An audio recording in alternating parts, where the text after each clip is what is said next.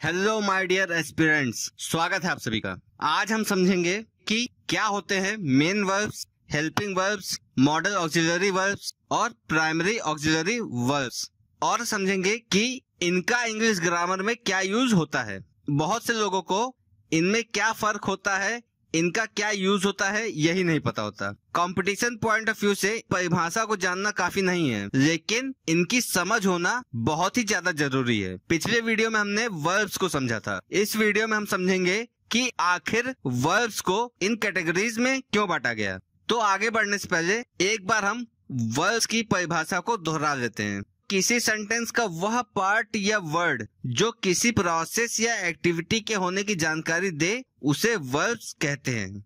और ये प्रोसेस या एक्टिविटी किसके द्वारा की जाती है?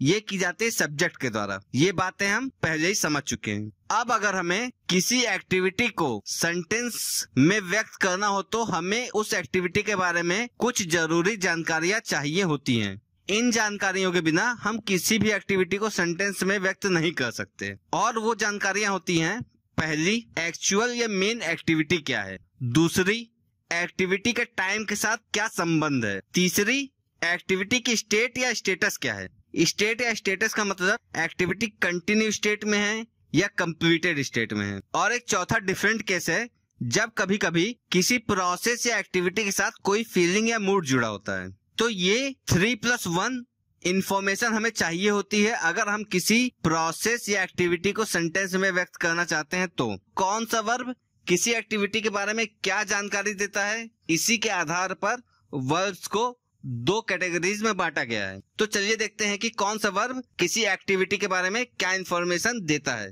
Main verbs. मेन वर्ब्स हमें बताते हैं कि मेन एक्टिविटी क्या हो रही है। मेन वर्ब्स के एग्जांपल हैं वॉक, ईट, गो, रन, etc।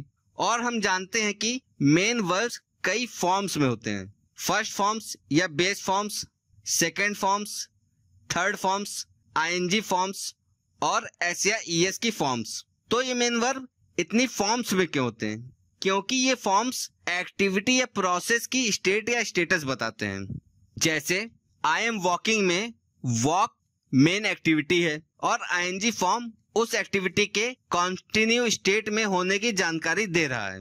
इसी तरह I am eating, eat main activity है और आईएनजी फॉर्म उसके कंटिन्यू स्टेट में होने की जानकारी दे रहा है।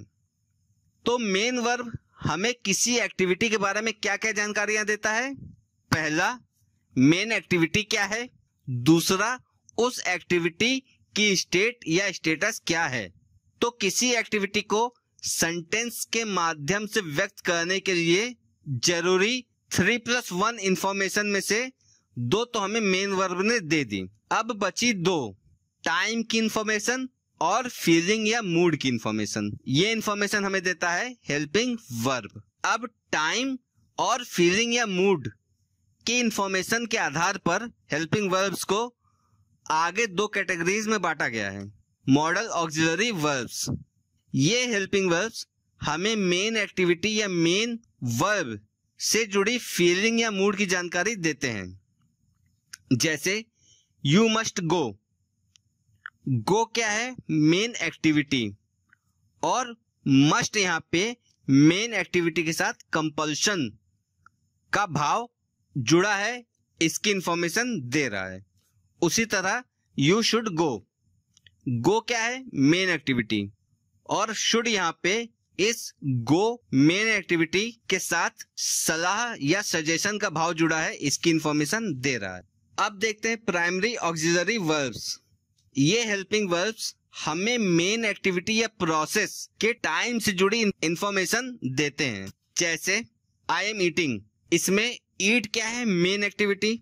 ईट की आईएनजी फॉर्म बता रही है कि मेन एक्टिविटी कंटिन्यू स्टेट में है, और यहाँ पे एम बता रहा है कि ये एक्टिविटी प्रेजेंट में हो रही है। तो एम यहाँ पे हुआ प्राइमरी ऑक्सिलरी वर्ब, क्योंकि ये टाइम की इंफॉर्मेशन दे रहा है। उसी तरह I have gone. Gone main activity go का थर्ड फॉर्म है, तो गो हुई यहाँ पे मेन एक्टिविटी, उसकी थर्ड फॉर्म बता रही है कि ये एक्टिविटी कंप्लीटेड स्टेट में है, और हैव बता रहा है कि ये एक्टिविटी प्रेजेंट में है। अब एक बार इस वीडियो में पढ़ी हुई सारी चीजों को हम दोहरा लेते हैं। ताकि अच्छे से याद हो जाए। वर्ब्स प्रोसेस या एक्टिविटी की इंफॉर्मेशन देते हैं। ये इंफॉर्मेशन कौन कौन सी होती है? मेन एक्टिविटी क्या है, उस मेन एक्टिविटी के स्टेट या स्टेटस क्या है, मेन एक्टिविटी का टाइम के साथ क्या संबंध है, और एक स्पेशल वाली इंफॉर्मेशन, अगर मेन एक्टिविटी के साथ कोई फीलिंग या मूड अटैच है, इसकी इंफॉर्मेशन। इन्हीं इंफॉर्मेशन के आधार पर हम वर्ब्स को दो कैटेगरीज में बांटते हैं, main verbs, helping verbs. Main verbs activity के बारे में दो जानकारियां देते हैं। मेन प्रोसेस या मेन एक्टिविटी क्या है, मेन एक्टिविटी या प्रोसेस की क्या स्टेट या स्टेटस है। मेन वर्ब्स के एग्जांपल्स हैं go, run, dance, etc.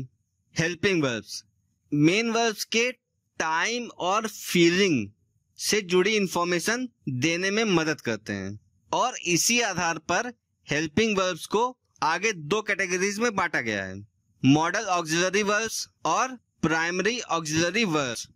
Model auxiliary verbs ये मेन एक्टिविटी के साथ कोई फीलिंग या मूड अटैच है, इसकी इंफॉर्मेशन देते हैं। मॉडल ऑक्सिलरी वर्ब्स के एग्जांपल्स हैं ought to, have to, must, might, should, etc. दूसरा helping verb primary auxiliary verbs, ये मेन एक्टिविटी या मेन वर्ब्स के टाइम से जुड़ी इंफॉर्मेशन देते हैं, यानी मेन वर्ब और टाइम के बीच क्या रिलेशनशिप है, इसकी इंफॉर्मेशन देते हैं primary auxiliary verbs. Primary auxiliary verbs के एग्जांपल्स हैं is, am, are, has, have, etc.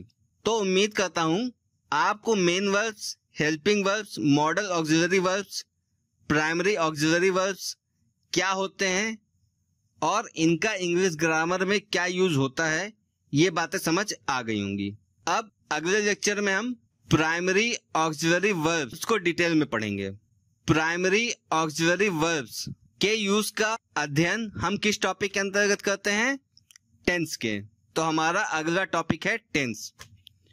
Tense के बाद हम पढ़ेंगे डिटेल में मॉडल ऑक्सिलरी वर्ब्स को।